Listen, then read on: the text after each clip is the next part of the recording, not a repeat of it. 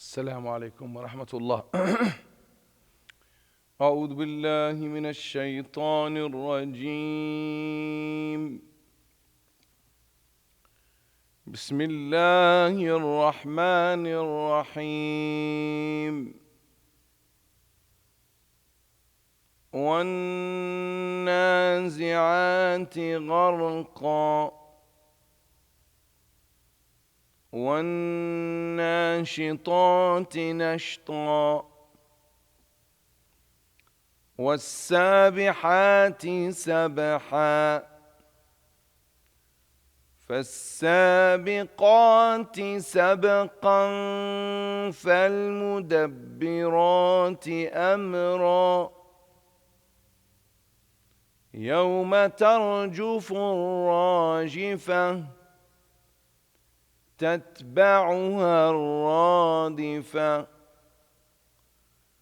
قلوب يومئذ واجفة أبصارها خاشعة يقولون أئنا لمردودون في الحافرة أئذا كنا عظاما نخرة قالوا تلك إذا كرة خاسرة فإنما هي زجرة واحدة فإذا هم بالساهرة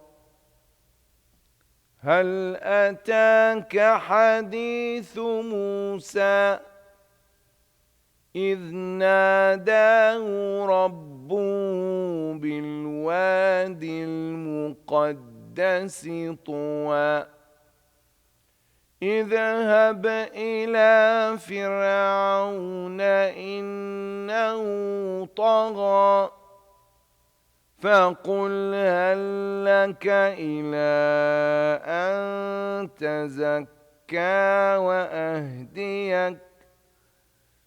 وأهديك إلى ربك فتخشى فأراه الآية الكبرى فكذب وعصى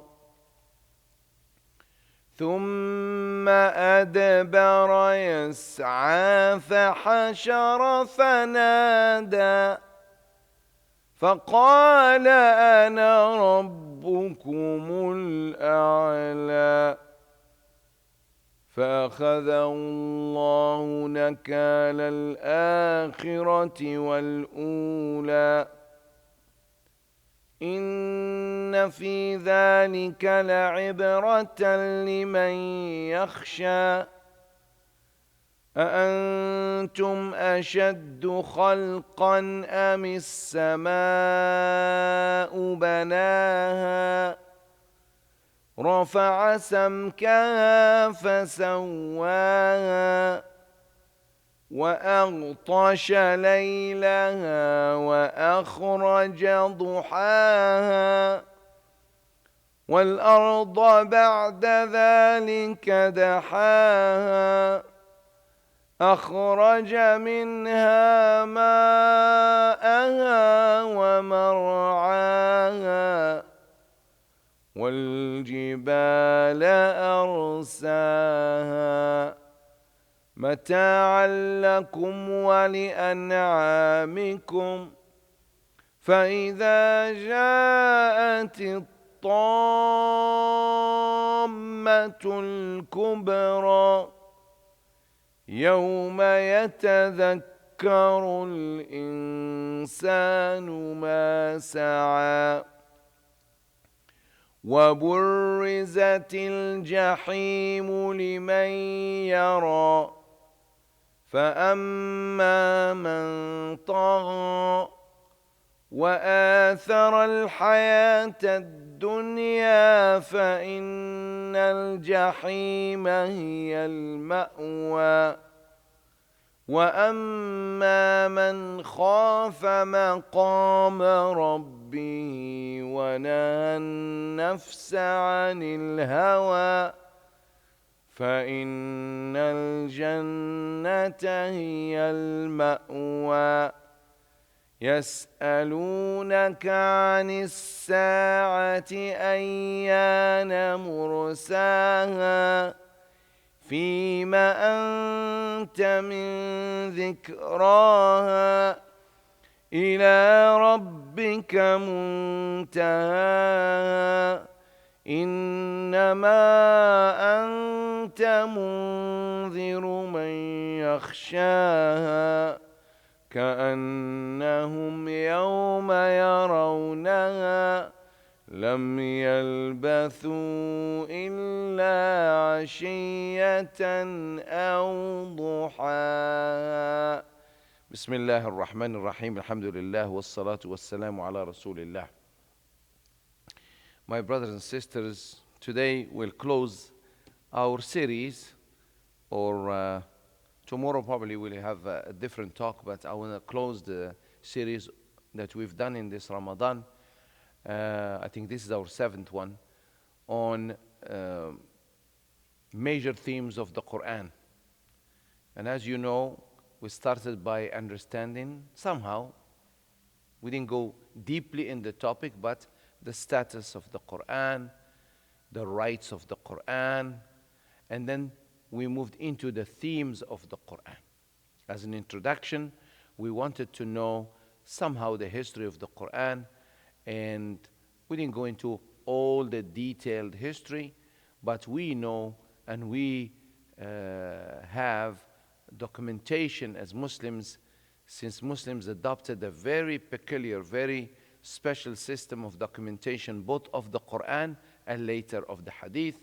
As the revelation came down, it was written and memorized, but memorized by almost everybody, and then written in different material. And then, of course, when the Prophet ﷺ left this world, he left behind him many Hafidh al-Quran who read the Quran like today, like you have witnessed it in Ramadan. People can read without looking in the book, in Taraweeh, in different instances, different settings. Alhamdulillah, Quran was preserved. And then it was, of course, in the time of Abu Bakr Siddiq, may Allah be pleased with him, especially after the Battle of Yamama, where many Hafidh al-Quran, Qurra, died, and they decided, you know what, let's bring all together and make an actual mushaf. We use the word mushaf, meaning it has two covers, and it's mushaf means put in a form of a book, protected in one copy. And then, of course, because it did not have shekel, and because of the accent of the Arabs, they actually may have pronounced the same word in a different way. Like in English, some say often, some say often. You know, there are different ways of saying things. So basically, some people say passage, and some say passage. Some leave it in its original way, French, that came into English, or some say, no, we do it in English way. And then you have the variations of accents between American accent and North American accent and European accent and Australian accent. Same way, they were reading the Quran and their accent, and there were 7 ways, 7 accents.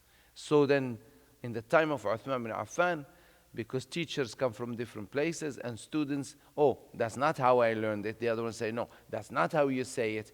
So they decided to stick to the accent of the people of Mecca, Quraysh. And then, of course, Uthman bin Affan made a copy. He brought the original copy from the daughter of Abu Bakr, Hafsa, may Allah be pleased with her, who was the wife of the Prophet ﷺ, and he made 7 copies. He returned the original copy and spread it to different 7 states at that time of the Muslims, gave it to governors, and of course the scribes copied it. There was no copy machine. They had to rewrite it with their hands, and that's why it's verified by memorization and by writing. And then, of course, Sayyidina Ali, may Allah be pleased with him, also asked Abu al-Aswad al-Du'ali to put Dhamma, Fatha, Kasra, all of these things, and then they start putting marks. In the beginning, they were a little bit different, dot, and this and that, but then they changed to Fatha as we know with Dhamma, Kasra, and all of these things. And then, of course, improvement, numbering of ayat, all of this. As far as the order of the surahs, that was known since the time of Prophet ﷺ, but as far as stops and the number of ayat and some details, that came as they were organizing, so the Quran can be easy for people, especially Ajam, and even Arabs later who did not preserve the language. They lost that originality, so they had to learn the rules. So until today, everybody learns the rules of tajweed, because people speak differently and read differently. And there's a classical formula, and then there is always the common man tongue or language. That's what we basically spoke about as a status. And then, of course, the rights of the Quran, that we are supposed, as Muslims, it's our duty to learn how to read it, to understand it, and of course, to practice it, and to, of course, to call people to the principles and values it carries, and the message it carries. Then we did the themes. The themes of the Quran are many, but we covered the theme number one, which is Allah. Allah speaks about himself. He's making himself known to us. And then theme number two, his creation, what he created for us, and the world. And theme number three, the prophets. The prophets and the nations, that lived before Islam, how Allah talks about the prophets and what they had to go through, and then the nations, different nations, and how they responded to different messengers, and how they lived, and so on and so forth. Then we moved, of course, to the remaining themes, and which was very important theme, which is the principles, the teachings, the laws, the way we should govern our lives, whether at the family level or as community, as nation, as a humanity. All these principles and values that the Quran talks about, unfortunately, they are not known to the world, and people think, many people, non-Muslims, think the Quran is supposed to pray and a bunch of hymns to read and chant, and that's how you worship God. No, the Quran is giving us guidance. It's telling us, choose to be this kind of person, or this, like the verses I just read from Surah An-Nazi'at, choose to be this kind of person or this kind of person. Choose to be conscious of Allah and conscious of the day you will meet with Him, and also for your responsibilities and duties, or just live your life the way you want to live, not caring about any values, principles, and all of that. So this is basically, the Quran is challenging us in our lives, in our thinking, in our actions. Then from there we move to a very important, of course, logically, we would move from principles and teachings to something that is about us and how we behave. Because as we said many times before, during the discussion of these themes, that Islam comes down to three verbs: to believe, to do, that includes also to say, and third theme, to be. And speaking about to be, that was the last theme we were talking about, which is akhlaq, manners. And how our behavior reflects our thinking, reflects our convictions, reflects how we value people around us, and reflects how we understand things around us. And this is why the Prophet Muhammad sallallahu alaihi wasallam summed up his mission, and he said, إِنَّمَا بُعِثْتُ لِأُتَمِّمَ مَكَارِمَ الْأَخْلَاقِ. I was indeed sent to humanity to show them the best way to behave whether at the individual level, family level, social level, to behave with one's spouse, with one's children, with one's parents, with one's neighbors, with one's relatives, with one's colleagues at work, and in society. That moral code is extremely important in Islam.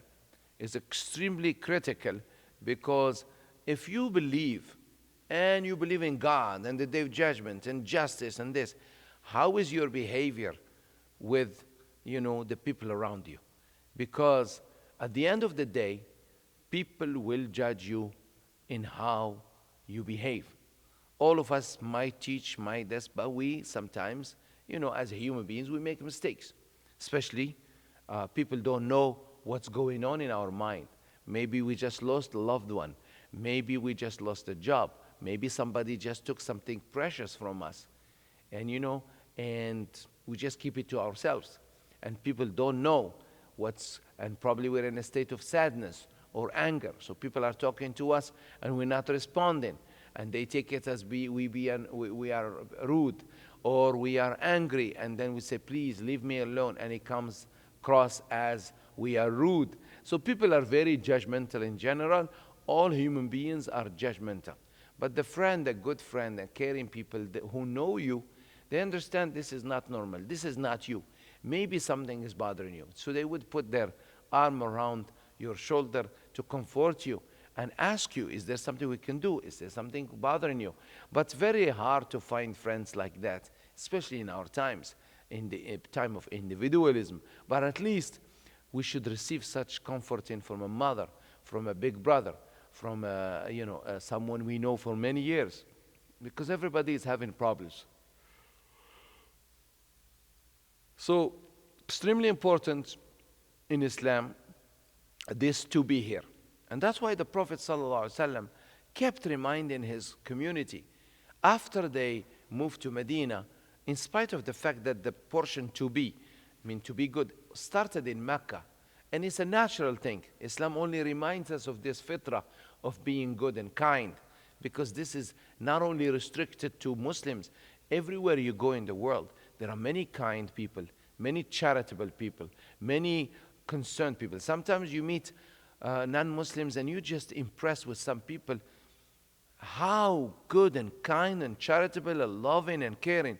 And this to be here, Islam, it just comes to remind us of things. And let us look, speaking about this theme, let us look at the Prophet himself.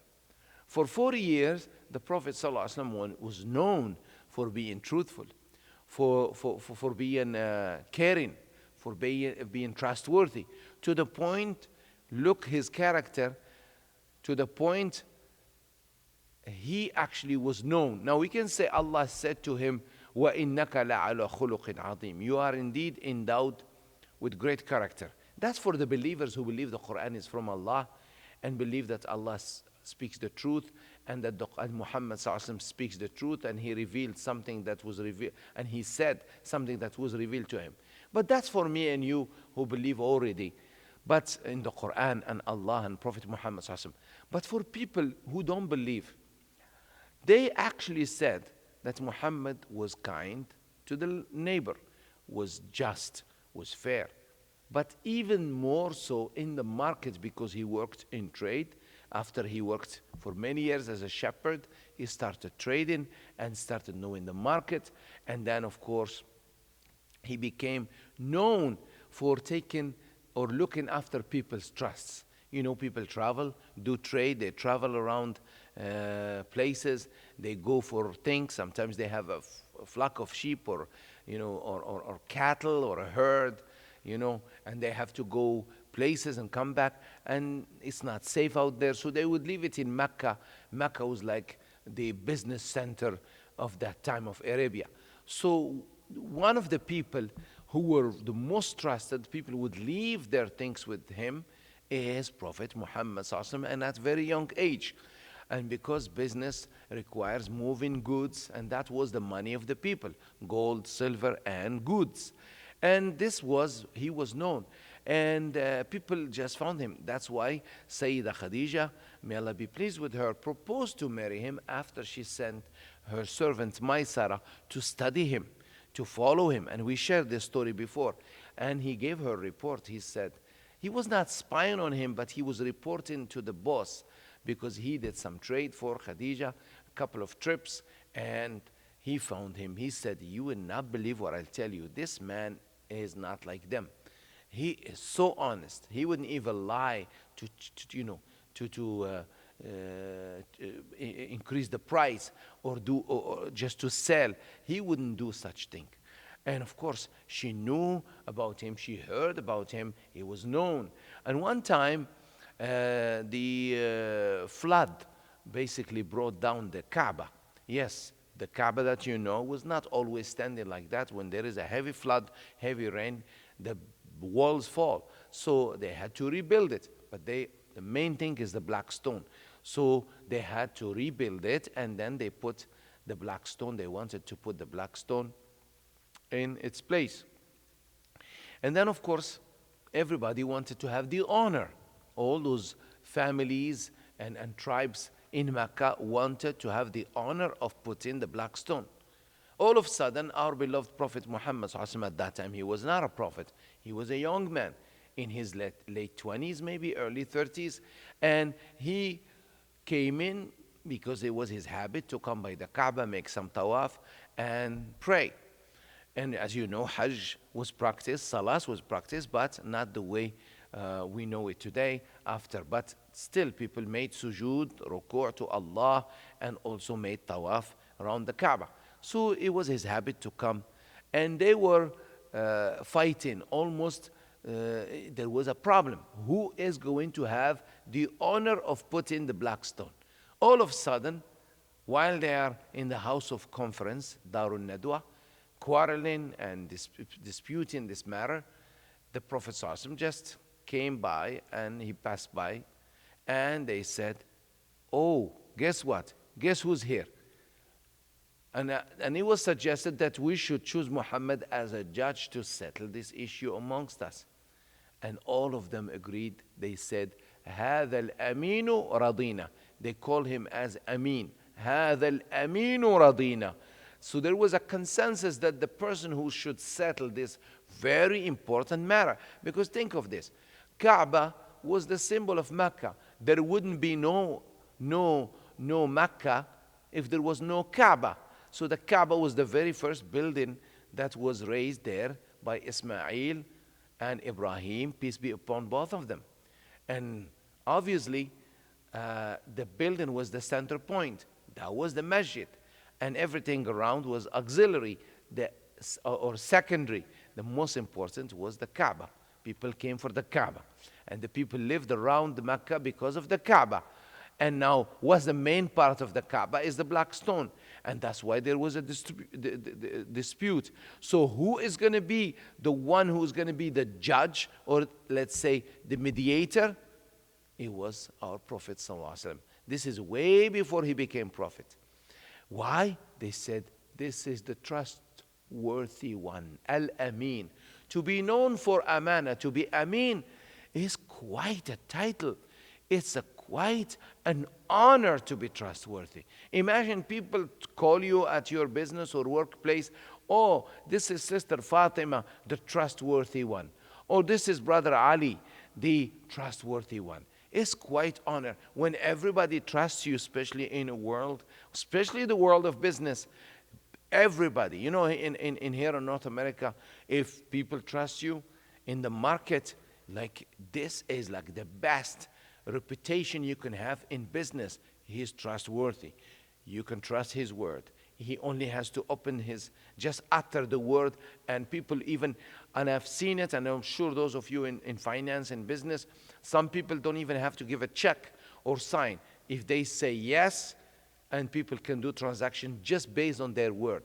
In business, when Muhammad ﷺ was like that, or even more in Mecca, which was the center point, as I said. So they said, this is the trustworthy one, we accept. So what he suggested, he took something like I'm wearing here, you know, and he laid down on the floor after they told him what the dispute was. And he said, "Now put the stone on my garb." So they put the stone on the garb. And he says, "Now each and every one of you representing a different fraction, different tribe, hold the garb and carry it. This way, everybody will have the honor of carrying the black stone and placing it in the Kaaba." And everybody loved it. And everybody liked it. So those who thought of themselves more deserving of the pledge, of the honor of the Kaaba, then they took part. And those who felt that they were rejected, they took part. You see, this is character. Now, you may say this is an action, part of to do. I would say no. Had it not been for the fact that the Prophet, peace be upon him, was a trustworthy one, he had this quality of speaking the truth and speaking in an impartial fashion, they would not have taken his word. But they trusted him, they honored him, and of course, they loved him, many. And look how much love his uncle, Abdul Muttalib, Abu Talib, the son of Abdul Muttalib, had. All the children of Abdul Muttalib, even Abu Lahab, before Prophet, peace be upon him, became a prophet, he loved his nephew, all of them. So, and then of course Hamza, who was the same age as him. Those loved him, but there were also the cousins and the second cousins and third cousins and distant cousins. They were all related because they all came from the progeny of Ismail, alayhi salam, peace be upon him. So now, this is why Allah says in the Quran, وَإِنَّكَ لَعَلَى خُلُقٍ عَظِيمٍ. But to present that to a non-Muslim or someone who doesn't know the Quran, it's not going to be by reading the Quran for them. But I can share a story with you from our real life, and this happened many, many years ago. And not only one story, rather than the story I have in mind is kind of long, but I was invited by a church to present about Islam. And many churches, they have the discussion, and many faith groups for that matter, and also different groups, they say, well, Islam and terrorism, as you know, especially around 9/11 and different, unfortunately, times, acts were done and were blamed, or Muslims were blamed for being the culprits. And then people said, we hear all kinds of things about Islam. And this story, actually, I'm telling you, was in the late 90s. And you may have heard me saying this story probably in one of my sermons or lectures, but it tells you about the proof that we don't always have to say, okay, while that was the prophet, we are not the prophet. No, you could be, sister or brother, you could be that person.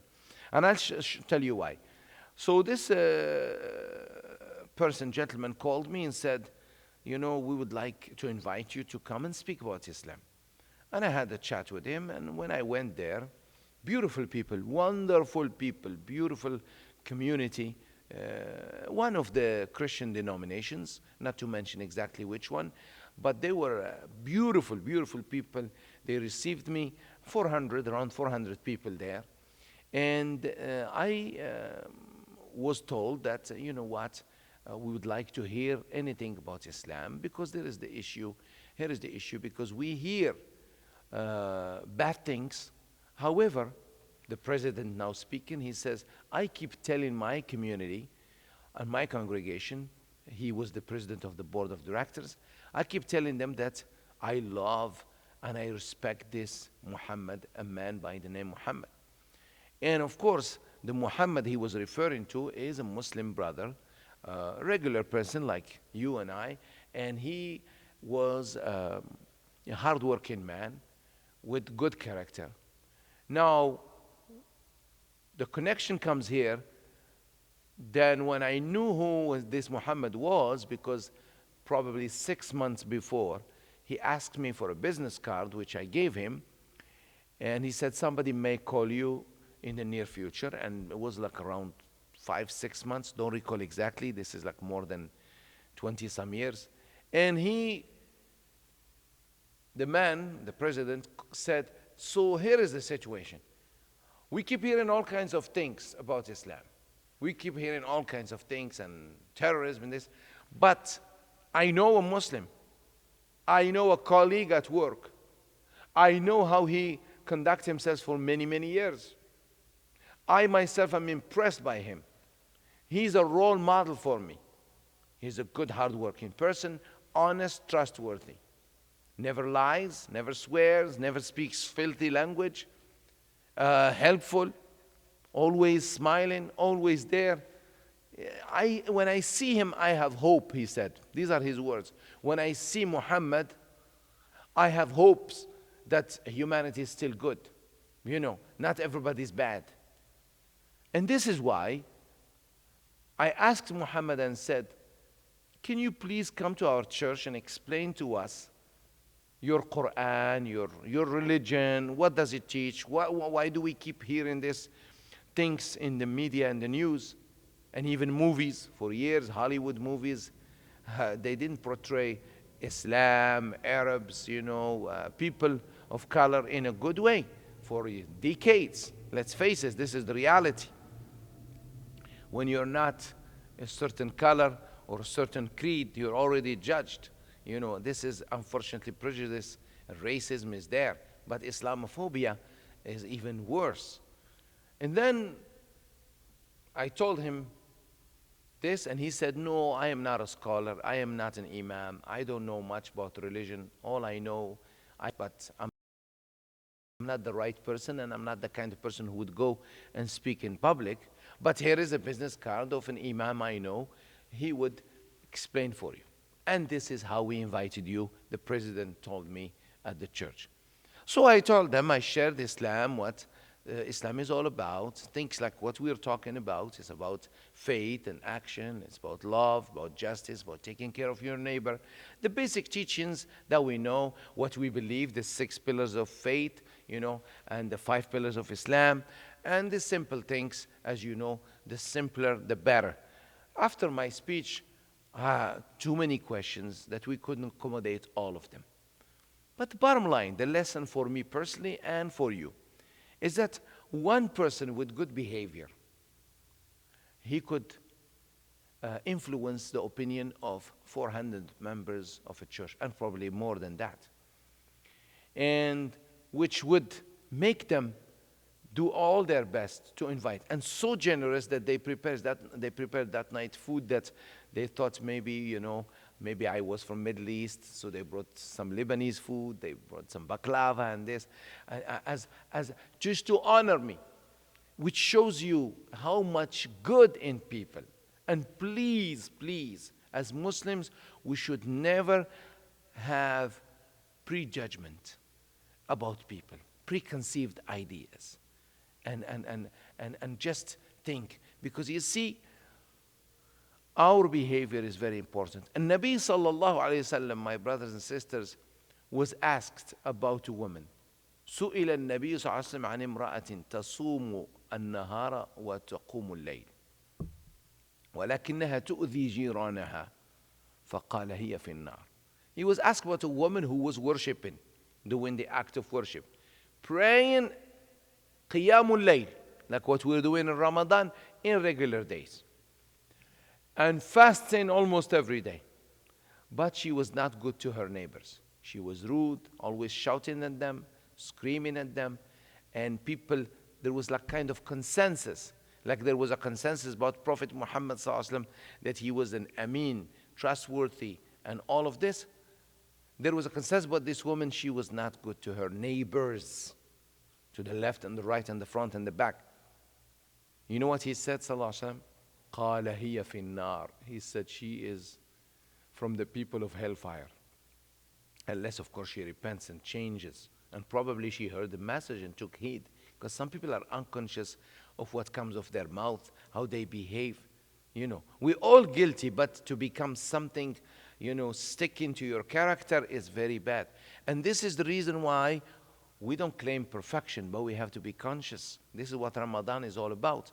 When somebody wants to indulge you in a fight, to get you angry, quarrel with you, you keep saying, no, I am fasting, I'm sorry. إِنِّي صَائِمٌ فَلْيَقُلْ إِنِّي صَائِمٌ. This is one of the lessons we say. We abstain from swearing, because swearing is bad. Like we said in Jum'ah about the story of the parrot. So the idea is, And Nabi sallallahu alayhi wasallam for 4 years built a reputation of being a good human being. And when the message came in or came down and he had to deliver it, people know, and the Arabs said in Mecca, ما جربنا عليك الكذب. We never experienced lying from you. And in spite of the fact they were polytheists and they worshipped other than God, and yes, they were idolaters, it doesn't mean that they were bad people in a sense that they were not good human beings. Many of them were good human beings, but they did some bad things, you know. But many of them had good qualities of generosity, being good to the neighbor, looking down or looking at lying as a bad thing. And most of the nations of the world, anywhere you go, people don't like liars. People don't like cheaters. People don't like backstabbers.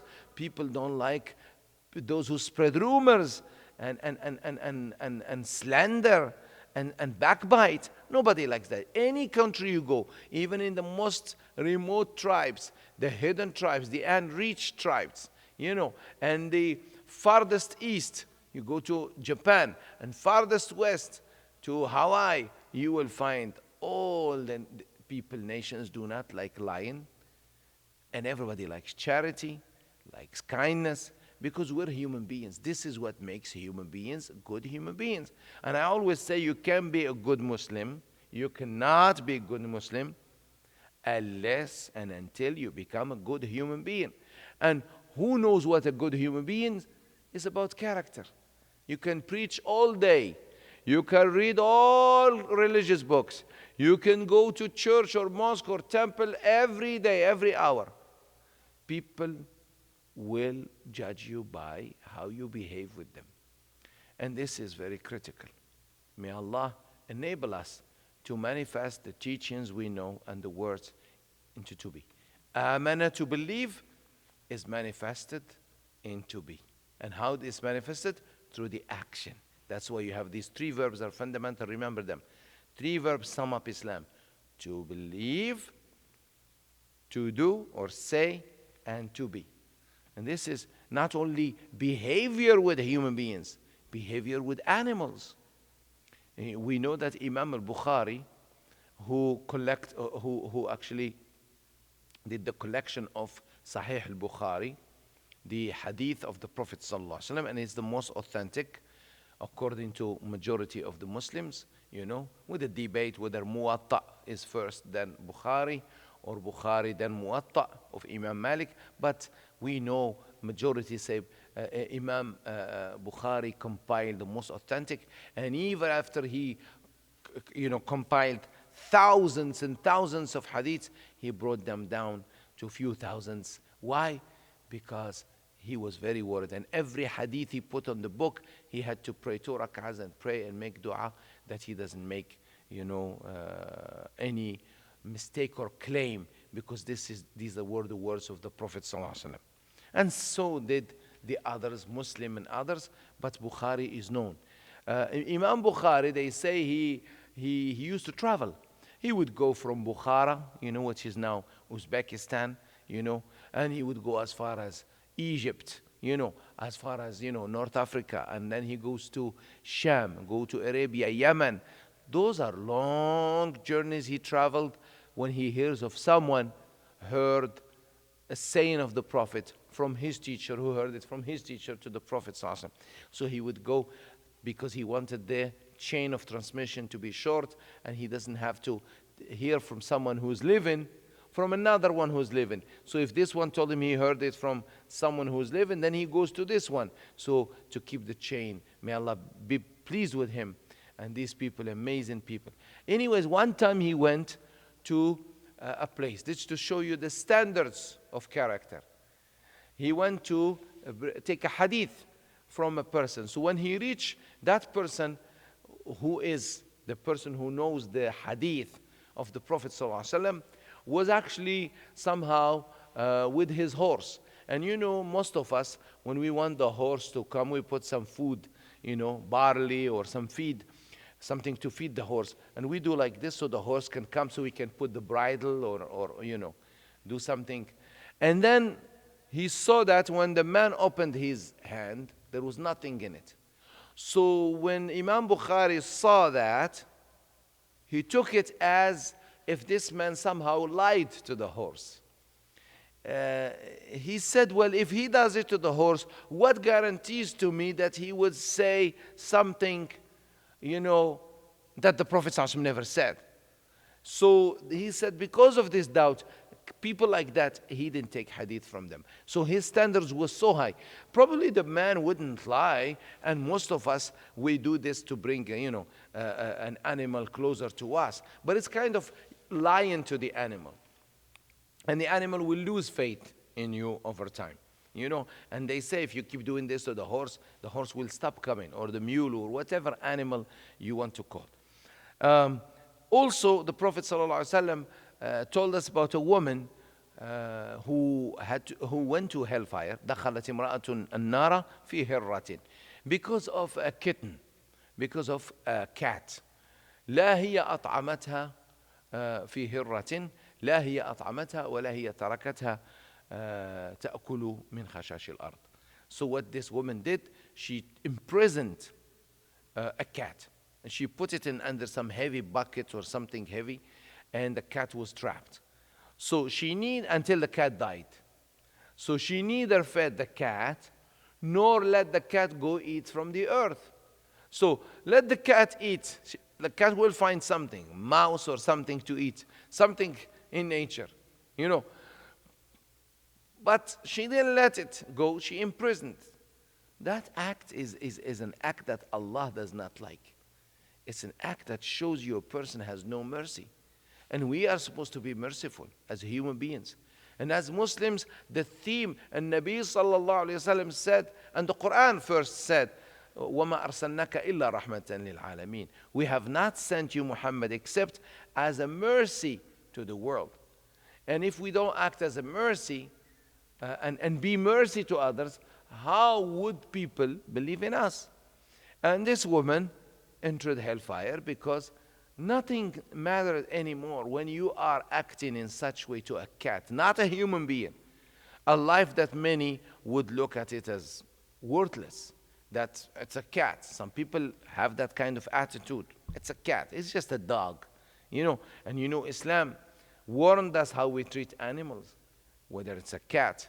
And in sacred lands, you cannot even kill animals that they're not, like, sometimes they are like they are nuisance, and you just don't just kill. You push them away. Why? So you don't cause harm to another creature. In as much as you have the right to live, they have the right to live as well. Even Islam wants us to treat animals with respect. You never many people just throw the food. You don't. You have to put it in something nicely and put it so the animal can eat, because this food is a blessing from Allah. This is how Prophet ﷺ's character was. And that's what impacted in unimaginable way the companions of the Prophet ﷺ when they saw him behaving in such way, behaving in ways that many people wouldn't pay attention to. He was even with the animals. He would even, the Nabi ﷺ, talk to animals, to the camel, because camel is an animal which is of that land. Is a very patient animal. And he would actually talk to nature. And the Nabi ﷺ was very, very keen in establishing good relationship with earth. How we respect earth. And we're not supposed to cut trees. The trees, unless for subsistence, unless you need wood, and even usually the logs we use are the fallen ones, and don't cut fruits and throw them. And also fishing, there is no fishing game in Islam. Even when you fish, you have to eat that fish, but you don't just hurt the animal and throw it back. You're causing harm. That harm for you is nothing, but the fish probably could die out of it. This is how you walk on earth. This is why Allah described the believers by a public image. وَعِبَادُ الرَّحْمَنِ الَّذِينَ يَمْشُونَ عَلَى الْأَرْضِ هَوْنًا وَإِذَا خَاطَبَهُمُ الْجَاهِلُونَ قَالُوا سَلَامًا. And those who are the true worshippers of Allah, they walk on earth with humility, not with insolence and boasting and with arrogance. You know, Allah is even said in another surah in Surah Luqman, ولا تمشي في الأرض مرحا إنك لن تخرق الأرض ولن تبلغ الجبال طولا. Do not walk boastfully and in insolence. You know, you will never be able to reach the height of the mountains, and also you will never be able to go to the deepest point on earth, which is challenging us. Know your place, humble yourselves, and humility. As the Nabi sallallahu alaihi wasallam said, "Ma tawada'a abdun lillahi illa rafa'ah." Humility, lowering yourselves first to your parents, and then to the especially elders, and respect people, even the young ones. It will only raise you up high. And Nabi sallallahu alaihi wasallam says, "Laysa minna man lam yarham saghirana wa yuwaqqir kabirana." He is not one of us, the one who does not show mercy to the little ones and shows respect to the elderly ones. With that, I think we have navigated through the themes of the Quran. There are many other themes, but these are the major themes of the Quran. Again, it is about belief, it is about relationship with Allah, it is about following those examples, it was about the stories to take lesson from, it is about principles and teachings we should follow. And last but not 45? Okay, inshallah.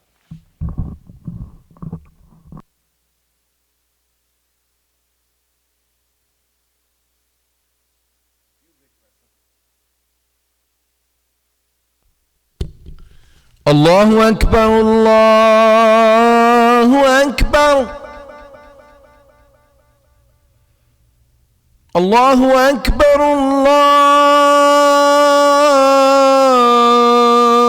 الله أكبر أشهد أن لا إله إلا الله أشهد أن لا إله إلا الله أشهد أن محمدا رسول الله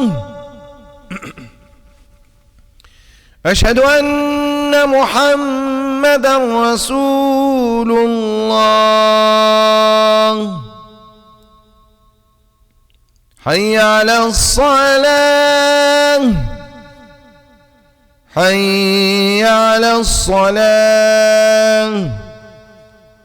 حي على الفلاح حي على الفلاح الله أكبر الله أكبر لا إله إلا الله اللهم رب هذه الدعوة التامة والصلاة القائمة آت محمدا الوسيلة والفضيلة والدرجة الرفيعة وابعثه مقاما محمودا الذي وعدته إنك لا تخلف الميعاد اللهم لك صمنا وعلى رزقك أفطرنا وبك آمنا فتقبل منا إنك أنت السميع العليم ذهب الظمأ وابتلت العروق وثبت الأجر إن شاء الله وصلي اللهم وسلم على نبينا